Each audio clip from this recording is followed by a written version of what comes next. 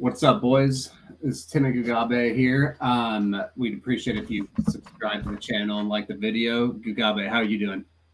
Yeah, ticking along. Nice steady week. This card is dog shit, but should be some fun fights. How about you, Tim? Not bad. There's a few betting spots I do like for this card, surprisingly. But I mean, we'll talk about them. But yeah, some of the card is kind of not very fun from like an entertainment perspective. But we won't recap UFC 290. But going from 290 to this is kind of crazy. That was like a top 5 card ever. Yeah, in terms of action, yeah, it was incredible. What more can you say? Well, yeah, this is just some dudes. Yeah, pretty much. I mean, let's not fuck around and get straight into the main event. Holly Holm and Marina Bueno Silva. You want to go here first? I mean, Holm should have pretty big process edges, but is 42 and kind of an athleticism cheat, so it's just like you never know when she's going to hit the cliff. Yeah, I feel like Holm will pass really because Myra sucks badly, apart from the athleticism cheap stuff. But like, I don't know. I find it hard to bet somebody of Holm's age at that kind of price. Like, I understand, like, she does have good process historically and all that, but just every time she rocks up, you're just dealing with that sort of asymptote. Just one day she just doesn't have it anymore. Like, I might just fish for live bet or something. But even then, it's just like Holm tends to, when her game works, she's like minus 1,000 instantly. So, what are you gonna do? Like, I just remember that Ketlin fight, and she looked really flat. Like, she looked fine last time, but that Ketlin fight just kind of scares me away from playing a juice for the rest of her career. Yeah, I originally I played her versus Kunitskaya because I was like, Kunitskaya is literally a clinch fighter, and Holm is better in the clinch. Like, it's like the one thing Kunitskaya does is rush the clinch, and Holm's better there, and then she's better at takedowns and better at striking. So I was like, I thought you'd cover minus 500, and she did. This one's weird. I think there's probably value on Holm's line, but. So, like, from a round winning perspective, like, this is kind of what I was like looking at the odds of like the individual methods of victory, and I was like, Holm or Bueno Silva decision is plus 350, and I actually think it should be a lot lower. I think it's like a 10% chance she wins the decision. Like, seriously, I think I'm just saying, if you look at the distance striking numbers, like, Holm is a lot better.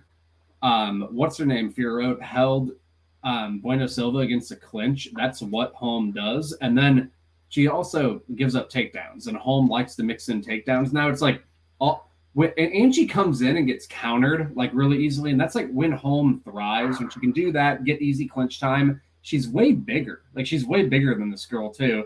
Way more physical. So, like, from a round winning perspective, like, I can't see Bueno Silva winning this fight if it goes 25 minutes. Like, it would have to be a massive decline in a few months from Holm, from the Kunitskaya fight, which I just don't think is going to happen. Like, she still has her physicality. But I mean, I said literally all this. I took not Ketlin decision like a year ago on the exact same logic the other, and Ketlin came up a bit, Holm came down a bit. But Ketlin can stop takedowns, and she can fight in the clinch a little bit. Like, but I don't know. And she's like a takedown threat herself. And then like a KO path, she kind of hits hard. It would be kind of fluky, but it's still pretty low percentage. I think the only way you can play Bueno Silva is by submission. 5 of her 6 wins in the UFC have come by submission. And that's the one area I don't completely trust Holm as like a submission grappler. I will say Holm is pretty good at pulling out of arm bars and stuff. Like, it was more of a top position process submission by Tate where Holm looked really bad. When she's like on top, I think she's okay.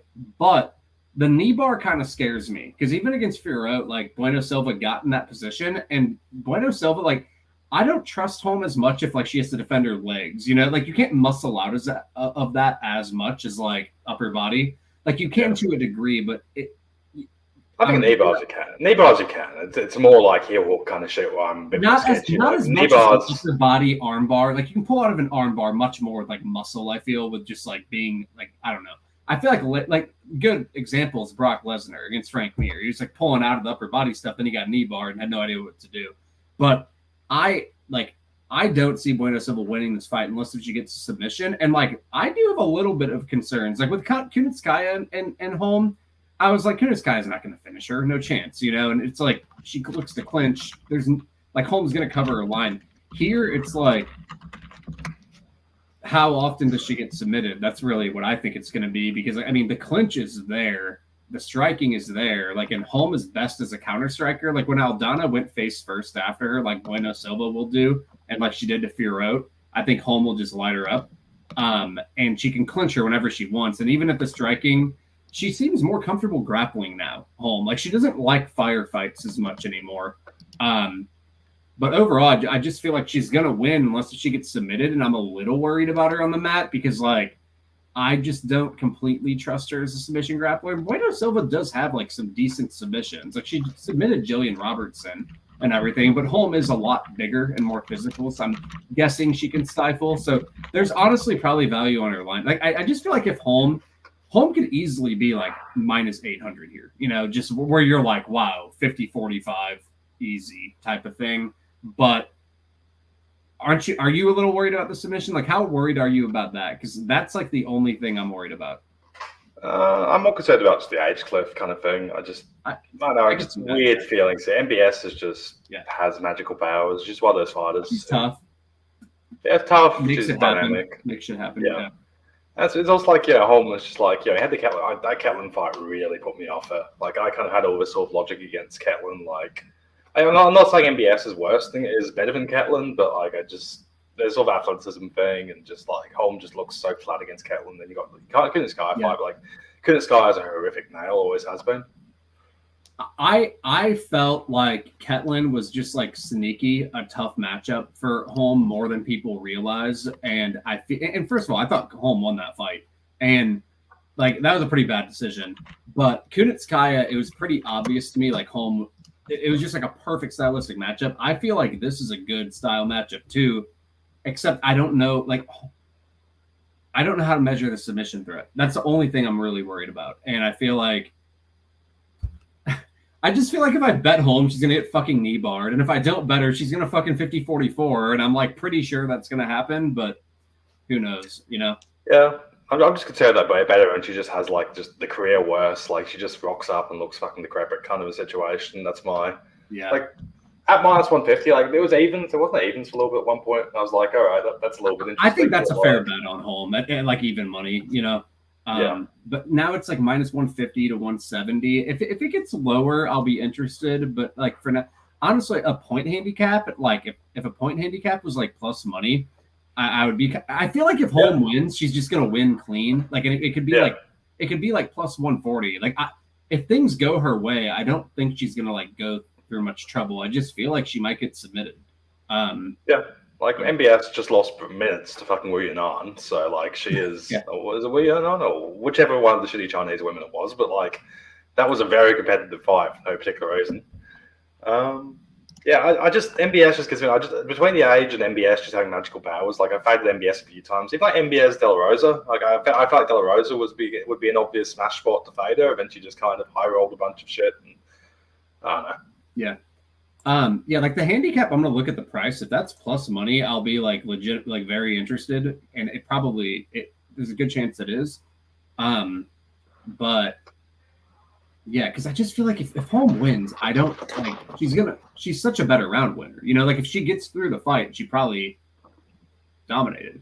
But moving on, Durayev and Park. You can take this one too. Park obviously can mix the martials better because Durayev has no striking. I'd probably stick to like a live bet or late Park props. I just feel like Durayev on top. Like Park's jiu-jitsu is good, but he just has somewhat poor process in defending grappling situations. I feel like Anders and all that kind of managed to get top time. Park's just weird to me. He's just one of these guys I just don't like. He just seems to have 50-50 fights with fucking anybody. Unless you just like suck compared to him, he just seems to have this ability to take everybody to an absolute war. Like they're fun fights. What's the under again? The under was plus, which was vaguely tempting. Just I feel like it's a bit binary and should be. I don't know. It's kind of a weird situation. Like Durayev only has one skill set, which makes him very hard to trust. But like also Park can not be enthusiastic enough to get up. I think there's probably a little bit of value in Park's line, personally. Like, I was a little more impressed by his defensive grappling than others. Like, against, like, Eric Anders attempted 24 takedowns and only got 3 and only got, and, like, Park does a good job of popping up immediately. Like, he gives up his back and pops up. And Hernandez was really struggling to hold him down until, like, finally he gassed him. And it wasn't like and like Durayev doesn't gas you, that's not what he does. Yeah. He doesn't put up the pace of a Hernandez. So I am tending to think Park just kind of defends enough, keeps it on the feet, and just outboxes him because he's a better boxer. And I don't think he'll do the thing Njokuani did where he just stares at him and kind of like lets him have because clearly if you push a pace on Durayev, kind of like Buckley did at times even, like you can really land and bother him. So I kind of think Park's going to sprawl and brawl to like maybe a finish or just kind of a somewhat competitive but clean striking decision. I was like leaning towards that. Like I generally liked his get-ups. Like he was doing a lot of good stuff. I just don't think Durayev will hold him down for 15 minutes considering that's like the way Park gets up. I feel like if Durayev wins with the grappling, it will be like some type of like finish on the map by getting like a back take. But Park does like a pretty good job of like keeping his elbow. He does the Scott Holtzman. I call it the Scott Holtzman. Holtzman was amazing at just like getting up his back, keeping his elbows in, and just like ready to catch a hook if it came in, like keeping it close to his legs. And I feel like Park does that too. And I generally feel like Park will probably sprawl and brawl to a win. I played Park in his last 2 fights, like Holmes and Tiulian. They were just 2 really good matchups, and those are the 2 matchups he kind of dominated. Like he puts up offense, like he'll come after you. And Durayev is only like, and even if like Durayev does get a takedown or something, it's like how many is he really gonna get? He attempts like 5 or 6 takedowns per 15. Like that's not what Anders did. Like Durayev isn't gonna be able to do that. And I feel like honestly, if Durayev wrestles that much, I feel like that's good because I just feel like he'll gas out.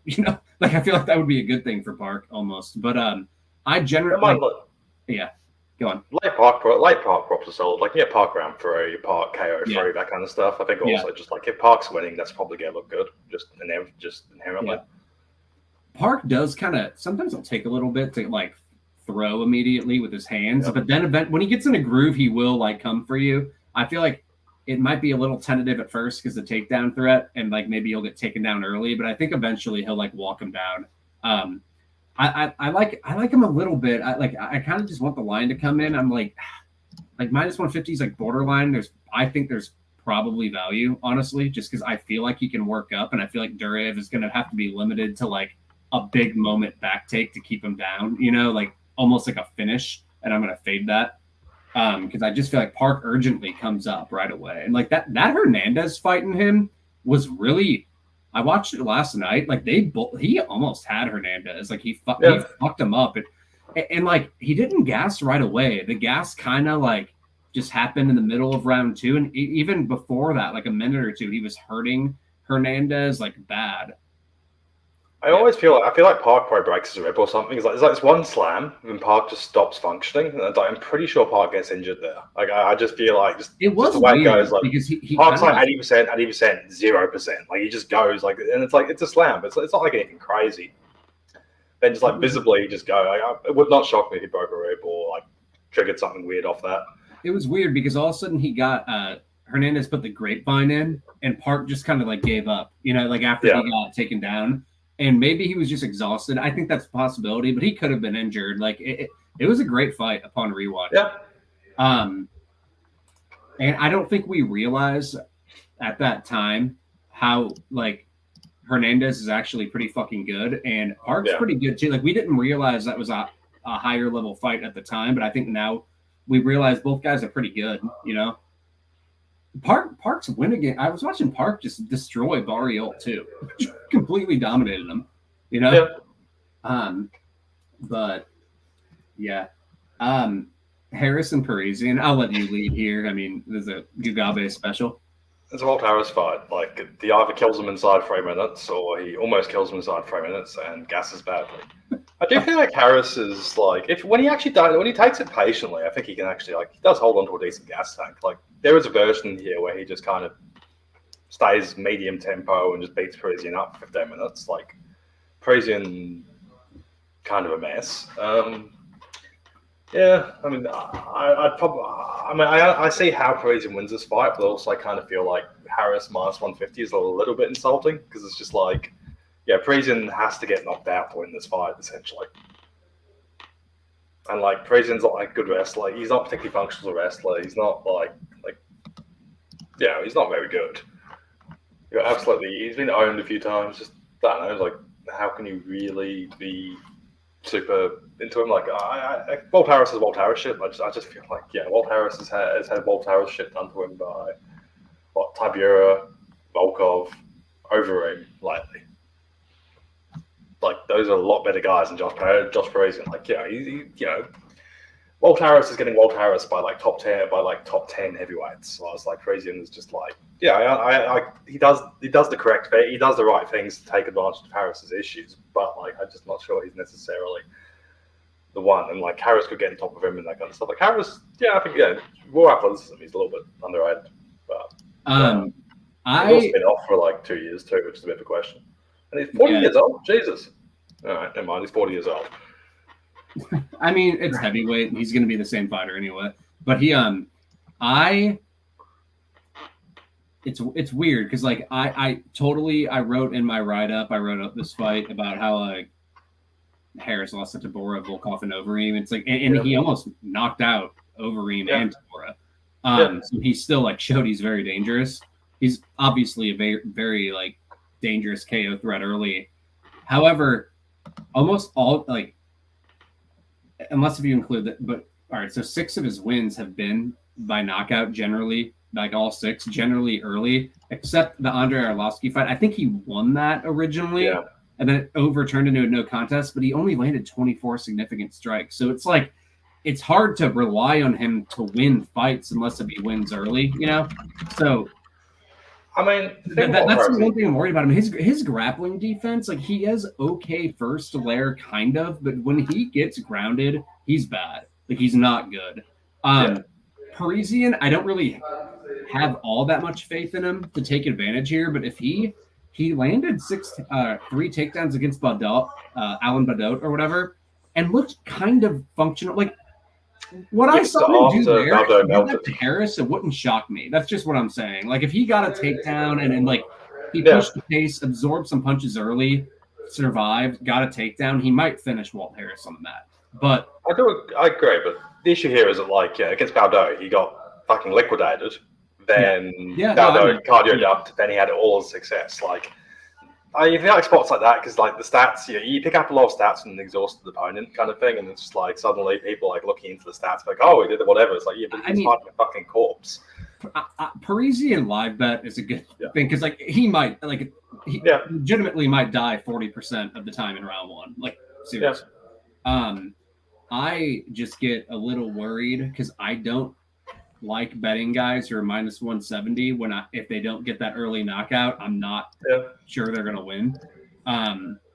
Parisian is like a big step down though. Like the athleticism gap and like the power gap early is gonna be huge. But even on the feet, if Harris doesn't knock him out, Parisian could like cardio kickbox and keep it competitive too.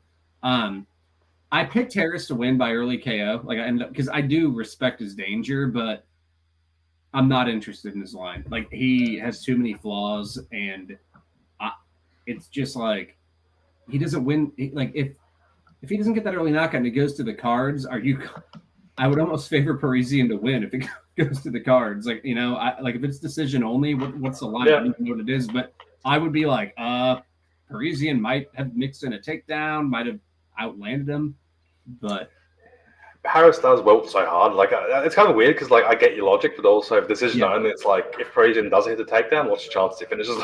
What's the chance he finishes off it? Like Harris just kind of goes, If you get what I mean, like. And if they fight for 15 minutes, like there's still a good chance Harris like knocked him down 1 or 2 times, But I'm just saying I would be nervous if I played Harris and he didn't get that early knockout. Like I would be like, fuck,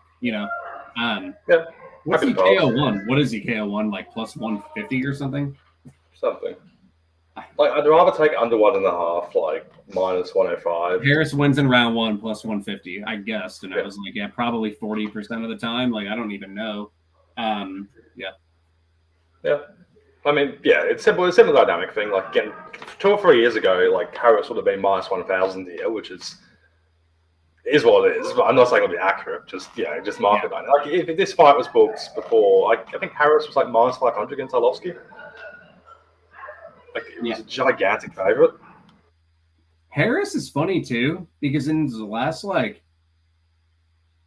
don't know, he's like 3-1 in his last 7. If you give him the Arlovsky fight, he's 4-3.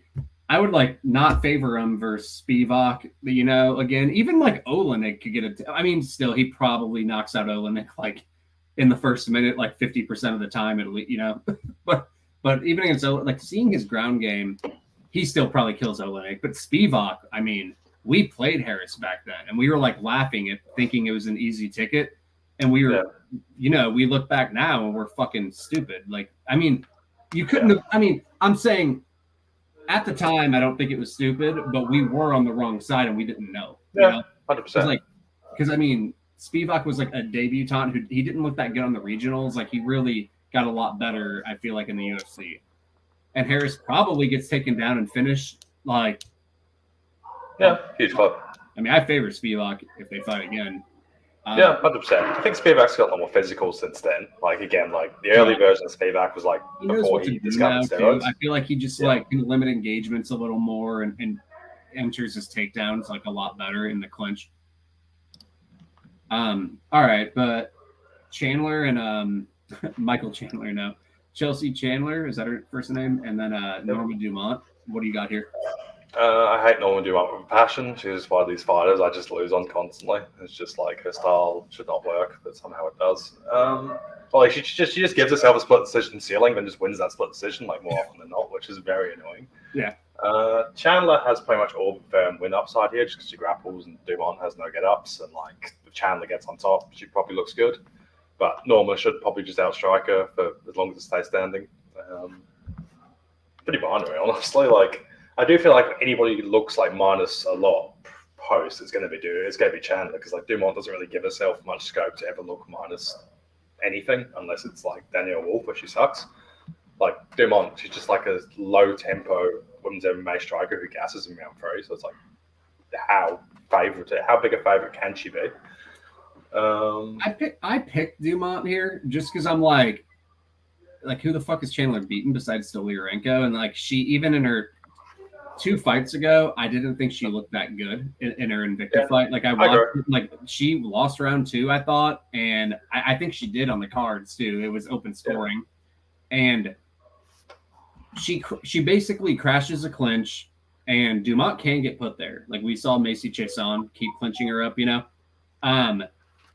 Dumont's okay staying upright though, but again, when she actually gets grounded, it can be a problem. Like Chandler's takedowns aren't very good, but she's tenacious enough that could lead to 1 or 2 takedowns. So I was a little nervous for Dumont for that. Like you said, Dumont will just kind of like get clinched. She'll kind of stand there, land some shots, be at distance, land some shots, and then invite someone back to the clinch. And I feel like she doesn't always like emphasize rounds.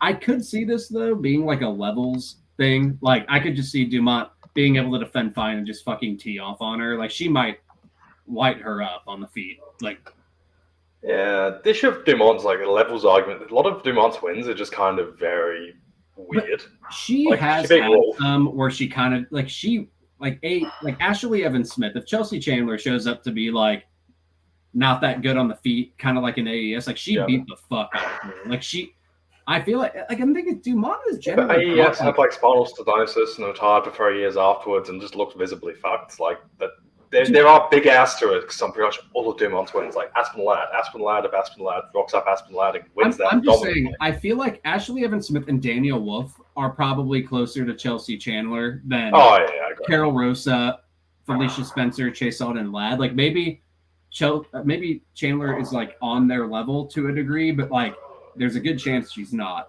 And I agree with that. Dumont wasn't split decision territory against AES or Danielle Wolf. It's like the other 4 fighters are actually kind of decent, you know, and like you kind of expect them to be closer. So I don't think like her ceiling. She could have a higher ceiling here than in other fights. That's all I'm saying. I went back and forth though. I think ultimately I decided with Dumont because like she's probably a much better striker, and like I didn't like that fight 2 fights ago. And Stoliarenko is fucking awful. Like yeah. Agreed. It's like Dumont's a technical striker. Like she is like pretty decent there. She can generally keep fights upright. So I'm like, I don't know. I don't think Chandler's just gonna land. Like her takedowns aren't that good.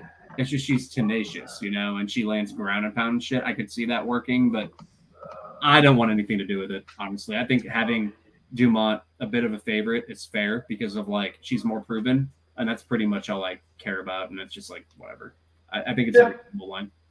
I agree. My thing's like Chandler seems like a reasonable athlete for the 5th-year pro. Like, you never know if she comes up, but probably live bet's probably going to be solid. But I don't know. Second Chandler finishes. You're going to know, like 2 minutes in this fight, you're going to know what's going to happen.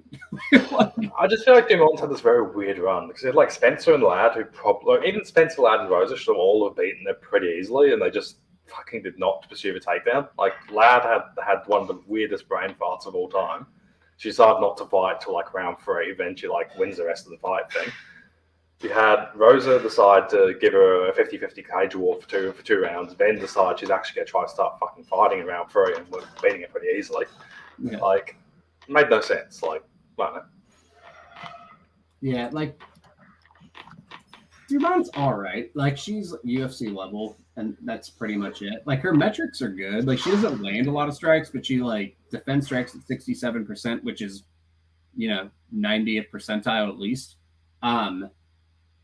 It's like, I don't know, she's all right. I picked her just based on experience. Like, I wasn't like looking at Chandler. She looks all right for Stoliarenko, but Stoliarenko gives like up ground and pound and shit. Like Kunitskaya fucking beat the shit out of Stoliarenko, you know? So yeah, I just feel like Stoliarenko can make anyone look better than they actually are. And I wasn't that impressed with her like last Invicta fight. I was like, she looks okay, and like that's about it. Zaitar and Prado. I didn't tape this. I remember the Prado fight because I remember. Milwaukee. Yeah, that's right. That's right. He kind of just looked meh, right? He looks like he's got some decent athleticism. Like he moves very fast standing, but like he just got taken down 3 times. I wrote him up. Yeah, I wrote him up. I write like half the fights up, and I remember writing this guy up, and I was just kind of like, I don't know. He's kind of just seemed like a brawling South American guy. Yeah, he's a good athlete, but like he can't grapple whatsoever in his trade. Like it's kind of weird. Like Milwaukee just took him down 3 times and stayed in guard for 30 minutes essentially, and like. Yeah, that's that. But he kind of moderately outstruck him too, right? Zaitar's not going to do that, though, so it's just kind of like, you know, Prado's 21 years old, seems like a freak athlete. He does seem like a sort of yeah, kind of like athlete just based on how he moves. So, like, he could just fucking high roll some shit here, but I think this fight's a pretty clear pass. Like, Zaitar has no real mix of Marshall's mixing ability. It's starting to get, how old is he now? It's like, I think it's like late 30s, isn't it? Yeah, about 33. He's not too bad. But yeah, like it's kind of funny how he's gone from being favourite against Favola, who is a top 3 lightweight in the world, and now he is a dog to some dude. I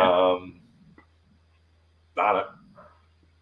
Yeah, fair enough. No, I remember. Like, I know both guys. It's not a fight I feel like I'd invest in. It's gonna be a fun fight. Like, it's kind of like, do you take the somewhat more proven Zaitar with sort of upside and downside more proven versus like Prado just being sort of a freak athlete kind of thing? But done to my head as Zaitar a pass, but I don't want to bet it. Yeah, McKinney and Sadikov.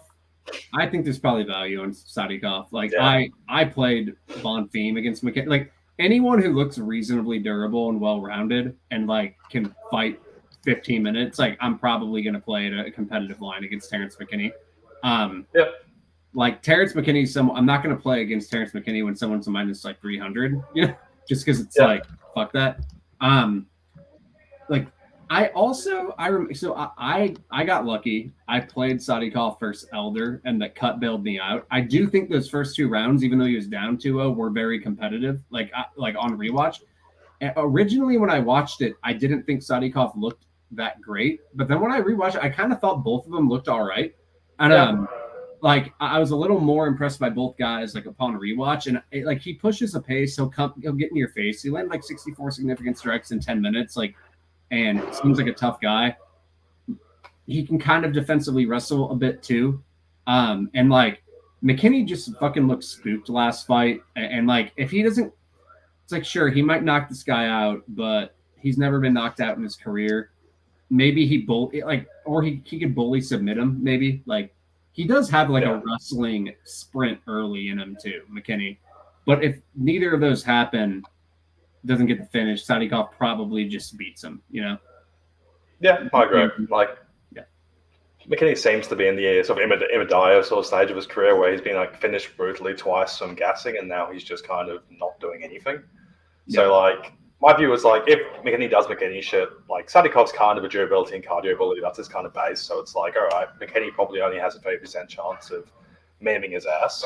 So if that happens, I'm okay. Too. Like he'll walk you down, and like McKinney's worse when he's like when he's like getting walked down, he gets uncomfortable. Pretty much, and that's kind of my view. It's like, McKinney goes absolute bananas. Like maybe he can find like a finish. Like it does happen, but like I don't think you can mark that. I don't think you can mark that 50% plus really. Sadikov seems pretty durable, seems to have good cardio. And if McKinney just does what he does does what he did against Bonfim, where he just looks terrified and never really gives himself a chance to win. The Sadikov's probably like 9%, just because like he'll just push a pace, come forward, and like McKinney just did not look like he wanted to fight last time. No. So like, he could just be at that point in his career where he just no longer has the like you see that quite. I think you see it quite a bit with these kind of sprint fighters and these sort of grappling sort of bully little fighters where it's like they get 2 or 3 finishes coming up, they get really so overconfident, then they have 1 or 2 fights where they just cannot make it work, and then they're just for the rest of their career they're just done. Because they just have that psychology of like, oh, I got fucked up that one time, I'm no longer going to go explosive. And it's like, well, if you don't go explosive, what else you got? What you need to do, There's no plan B. And I know it's kind of like a short career, but he's only absorbed 65 significant strikes in his UFC career. Terrence McKinney, he's been knocked out 3 times. Like that, just like, I mean, I know it's kind of a short sample, but he's getting knocked out like every 20 strikes landed or something. I know some of them have been nukes, but even against like Dober, it was kind of just like he didn't get like nuked. Like he was almost like getting finished before Dober was even like landing anything that big. Like he was just like he was like, oh, I didn't knock him out. Fuck, I'm guessing that probably happens again. I do think he's still a decent submission grappler early, but it kind of couples with his early knockout upside anyway. It's like he's still probably I don't trust him to grapple someone for 15 minutes. I don't think he has the cardio to do it. And I think Sadikov's competent enough defensively as a grappler where he wouldn't be able to anyway. But I do think like maybe he could get a quick rear naked choke or something like he has in other fights, but it still goes hand in hand with like he needs an early finish probably. Until I'm proven otherwise. If he fights down the stretch at some point, I'll be like, all right, I'll back off. But I attacked him in the last fight, and like there's probably value on Sadikov again. I agree. But I think Madalena, who's I don't even know the guy he's fighting. The guy's fighting as a 1-issue submission grappler. You have to put a unit on him. Like this is just like this is just based like what are the odds? Madalena is like plus 450. Like my view is just like Jack Della is just not a UFC level grappler. He's been taken down twice. He's been subbed twice, essentially, then just yeeted out for pure fucking optimism. Like, it's like you kind of go. I think you kind of go the wrong dice here because it's like there is a possibility that Hafez just completely embarrasses him. Yeah, and like and Della's one of those annoying fighters where it's like I feel like since I'm only down like 3 units on Della lifetime. I'm not even down that much. Then it's just like. I think there's such a massive hole there that you kind of have to keep adding him because, like, the person who does actually eventually get him is just going to completely destroy his value. Yeah. And it's going to be, got this classic situation where it's like, all right, now Della is plus 200 against fucking, I don't know, fucking Baiza or some shit in 2 years. Now I'm just like, all right, I'm going to take Della because Della still has the explosive fucking KO1 upside and he just never gets one ever again kind of situation. Because, like, this does happen quite a bit. It's kind of in that sort of explosive grappler kind of thing. But, Hafez gasses and is not looking good. But, like, he'll pursue 5. He has 6 minutes of grappling fury, which I want to see, which I think is a viable win path against Della. Yeah, I mean, I haven't taped the guy. I can't really say much about it. But is there anyone if there's any other fights anyone wants us to talk about in the comments, let us know. Gugabe, is there anything else that catches your eye on this card, or are you kind of? I've taken some lots. The price is actually absolutely fucking got steamed the last couple of days.